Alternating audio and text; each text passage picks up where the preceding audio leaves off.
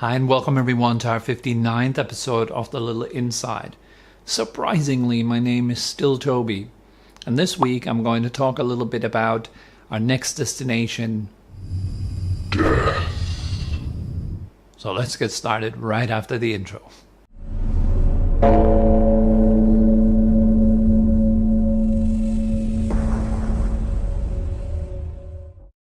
Death has many faces. The face of loss, losing something, like for example losing a certain personality when you're in a transitional phase in your life.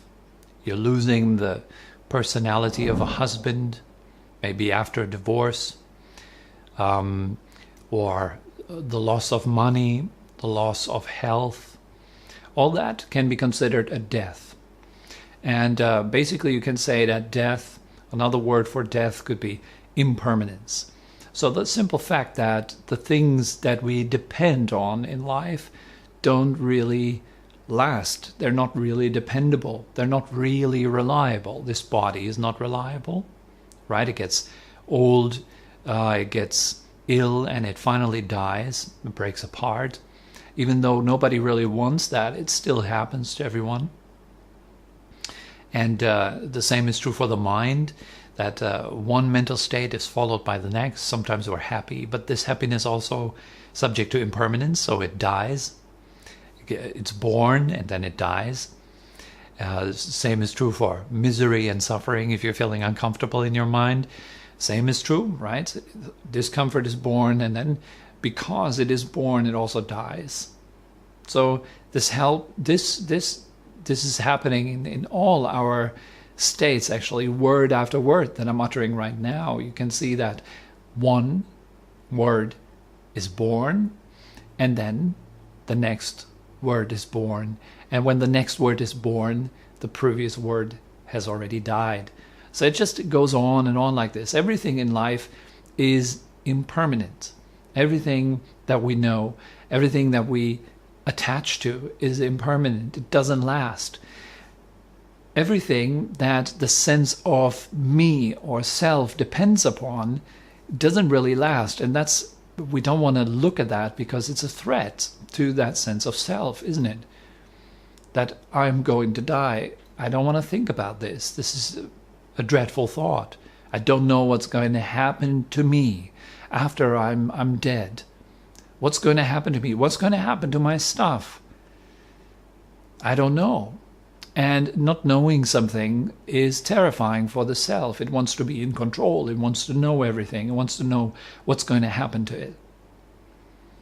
And so that death, sense of dissolution, the fact that I will lose my wife, that I will lose my health, that I will lose this body, this life, my relationships, my parents, my friends, everything that really,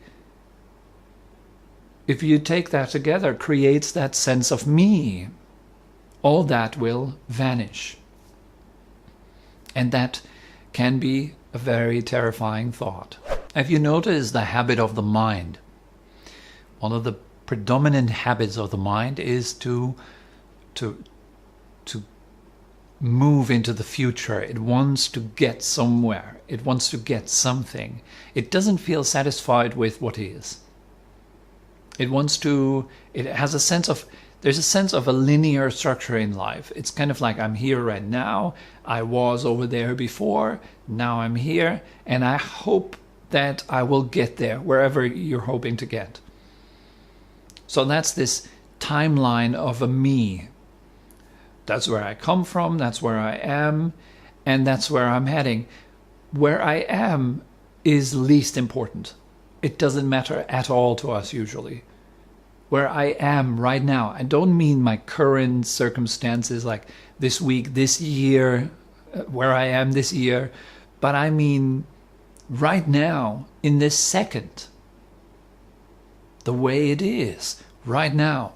That is usually totally overlooked for most people during their entire lifetime. They never pay attention to what actually is in this moment. That is something that's very rare, to find someone actually pays attention to what is, to life, right? And so for many people, death, even though it's a great threat, has the function of waking them up, kind of slapping them awake, bringing them forcefully into this moment, into their life.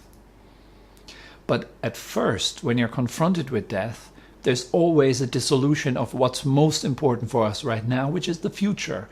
It's getting somewhere. Now suddenly the doctor tells you, well, you have 2 weeks to live, or you have 1 month to live, or a truck just barely hit you and you're still in shock. You're confronted with death. Your future is now totally unimportant. You're very much alive. Your heart is pumping. Your senses are crisp, sharp, and clear. You're fully here. And most people, when they're so fully here, they slowly, if they have survived, come back in this kind of, into this hazy, foggy, dull state of our usual dreamlike mind. They quickly get back into the mode of trying to get somewhere, coming from somewhere, not being present anymore, not being crisp, sharp, not being clearly here, clearly in body and mind. We lose these qualities rather fast. But for some people, particularly people who are diagnosed with terminal disease, or who are about to lose someone they love very much, they're very much confronted with death, with loss. For them now suddenly life becomes very important. What is becomes very important. But the initial phase is always like a denial. We don't want to face it. Like last year when my mom died. Also the first thing was she was in the process of moving somewhere else, and all her stuff was already brought there. And then suddenly she got diagnosed cancer, and then from the diagnosis to the point of death, it was about 3 months or so. So she didn't have much time to kind of give up her future. But she did very, very well. It was a very moving time for all of us. And I must say, in a very good way. I think it is very possible to die in an inspiring way, in a good way. And of course, in the first moment when she heard these news, she fought. She tried to stay alive because she had all these plans. She was still feeling that she was going somewhere. And then gradually she had to give that up. And a funny thing that happened, or uplifting thing, maybe funny is the wrong word, but an uplifting thing that happened was that the more she gave up her future, the more radiant she became, the more inspiring to her visitors she became.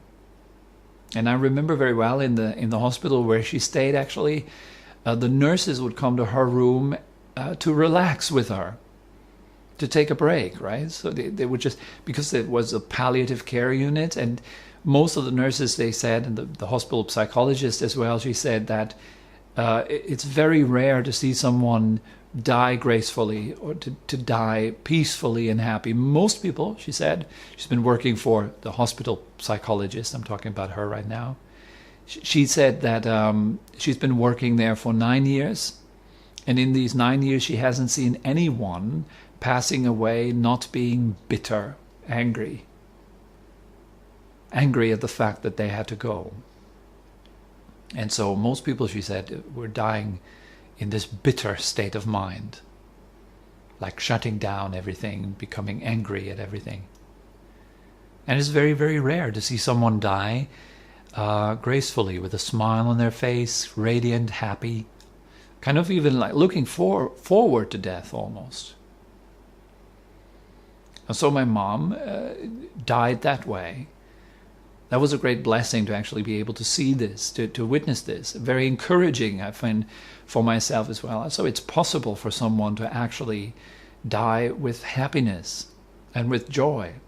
And we all like to imagine ourselves like this, right? So when I die, then it's going to be in slow motion with amazing background music, and I'm going to die in the arms of my wife, and it's going to be absolutely amazing. And then she says, I love you. And then I will say, the last words that I will say is also, I love you. And I'll slowly close my eyes and then gently fall asleep. And we like to imagine death, if at all, in the most beautiful possible way. But usually when death strikes, when death actually comes in our life, it's not at all beautiful. For many people, it's a very challenging, very tough time. And it's mostly really tough, not so much because of the pain, but because, I'm talking about physical pain, but much more because of the pain of having to give up our plans, our goals, of having to give up this self-construct that I'm trying to get somewhere.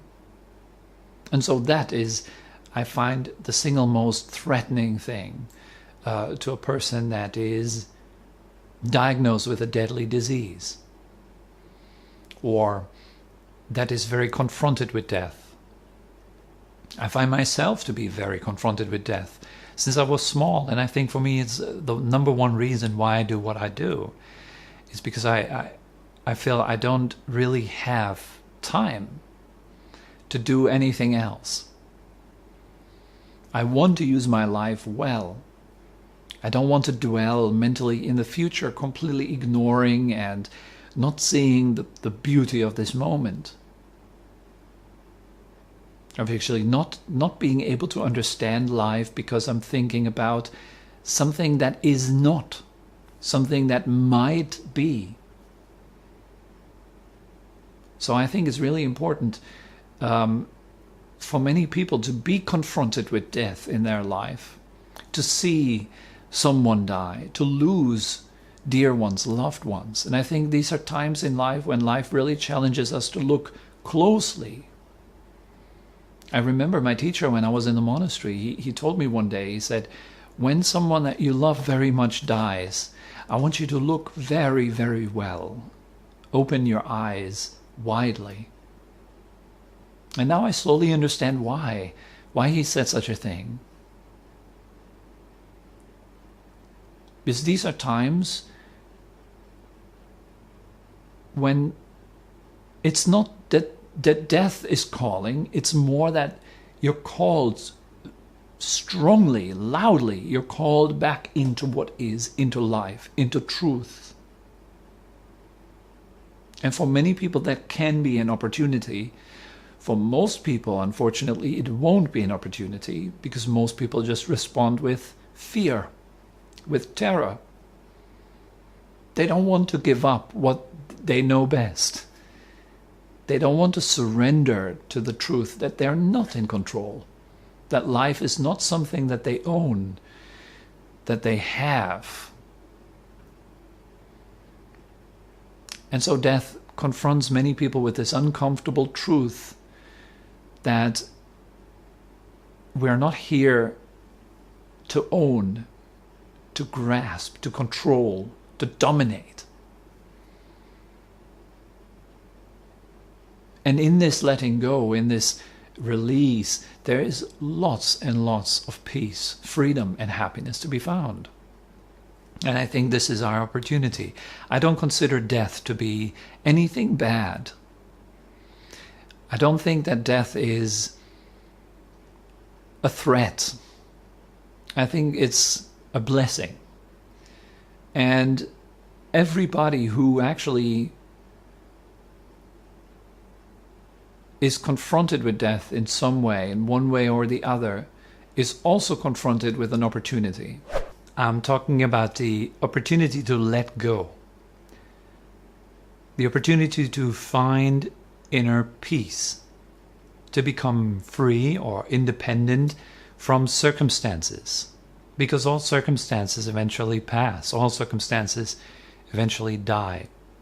And if we miss this point, if we miss this opportunity really to let go, to relax, to be at peace, or you can also say to find ourselves, to find our true center, then we're missing out on the greatest opportunity that life has to offer. to become whole inside, to be fully healed, you can say. That regardless of the way the body behaves or the body develops and disintegrates, regardless of the way our relationships develop and disintegrate, regardless of the way that this whole world develops and disintegrates, we have found something that does not develop or disintegrate. We found something that is truly, truly reliable. I think that's our opportunity. And death is strongly, forcefully very often, pointing to that opportunity, but only for those who are ready to actually listen to the voice of death in that particular way. Some people are ready. Then when death comes, or when there is something that threatens their life, or threatens their status, then they listen. They listen in a very specific way. Now, what is it that this is telling me, really? Am I now supposed to just freak out? Is this my time to be really sad and angry and bitter? Or is this the opportunity to learn something about life? Something that I might have ignored so far. Something that I might have not taken the time to look at. And to be honest, I think we're not really raised to look at the fundamental questions of life. Why am I here? Is consuming and producing really the only thing that I'm here for? Or is there maybe more to life? Or is it really just kind of like I'm this biological soup that... But then there's also no reason to freak out about death. Then that's just a biological soup that disintegrates, right? Just a bunch of atoms that die. So why be afraid?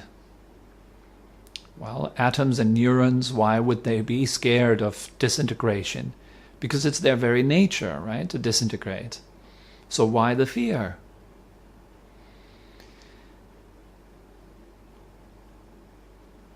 These are questions that are really, really important. What am I really afraid of? Why am I unhappy? Just a good friend of mine mentioned that recently. He said one of the best questions that he has ever heard is, why are you unhappy? Is it really necessary for us to be unhappy? And very often it is just through death that we start asking these questions. And I'm talking about death in any kind of shape or form. I'm not talking about the great finale of our life when we finally have to leave behind our body. But I'm talking about any kind of little death. The death of good reputation. Somebody talking badly about you behind your back. Somebody blaming you. Your health declining. Losing a friend. Or just simply the death of a peaceful morning. When someone suddenly gives you a call with bad news or something like this, and then that's the death of the good morning. These are all opportunities to actually look and see, like, do I have anything within myself that is truly reliable, regardless of circumstances? Can I free myself from the ups and downs of life? Can I find something within that doesn't disintegrate? That is not a process that constantly arises and passes. Is there anything solid and substantial to be found? And this, I think, is the entry or the gateway to true spiritual practice for many people. I think these life and death questions, or the experience of life and death in itself, invites contemplation, it invites deeper thought, and invites us to look deeper into life, beyond just consumption and shopping and party and, what not, all these kind of superficial things. But it's an invitation to go a little bit deeper. And it is confronting to the degree that we have not bothered to look at the deeper questions of life. Many people, they just don't bother to ask, to go deeper. They're not ready to actually ask themselves, why am I really here? What am I really? And so for them, this comes as a shock. Death. Something to be entirely, completely avoided. And so I hope this video kind of might have given rise to some deeper questions. And I'm actually inviting all of you who watch right now to really contemplate, might this be the last thing that I do in my life? Sitting here in front of the computer or sitting here in the train with my phone watching this video. What if this is the last thing I do? Ask yourself these questions frequently. Talking with your mom, with your dad, talking with your friend. Ask yourself, is this the last time we talk? Many people say, no, I can't do this because it's just so sad. Yeah, but that's the invitation. The sadness is just something, the sadness is just a door. It's not really important. The sadness just simply shows you where you are not whole, where you still expect the external world to kind of make you happy. That's just that. But it's an invitation to go a bit further, to look a bit deeper.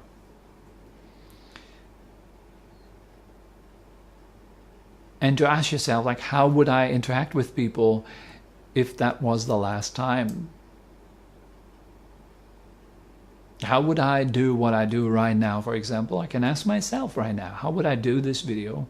How would I finish this video, knowing that it was the very last thing that I do in my life? Well, I would wish all of you very, very well. And I would do this from the heart. And I hope that all of you find something that makes you happy in a reliable, lasting, substantial way. That you all find something that is so substantial and meaningful in your life that you naturally share it through your being, through your presence with all others around you. That you become an uplifting and beautiful force in this world. And, well, that's pretty much it. I think it's been a very important video. This is one of my my favorite topics, you can say, because it's that one topic that really cuts through the bullshit. It really comes right to the center point. Contemplating death, I think, is one of the most important topics on the spiritual path. Without it, most people are probably just dabbling on the path. They're not really going deep. And so I hope that this video kind of stirred up the deeper yearning for wholeness inside, and create a direction for all of you that is beneficial and kind and helpful in your lives. All right, so hopefully we will all meet again next Wednesday. And until then, I wish all of you a wonderful week and full of last and good moments. So take care of yourselves. Bye-bye.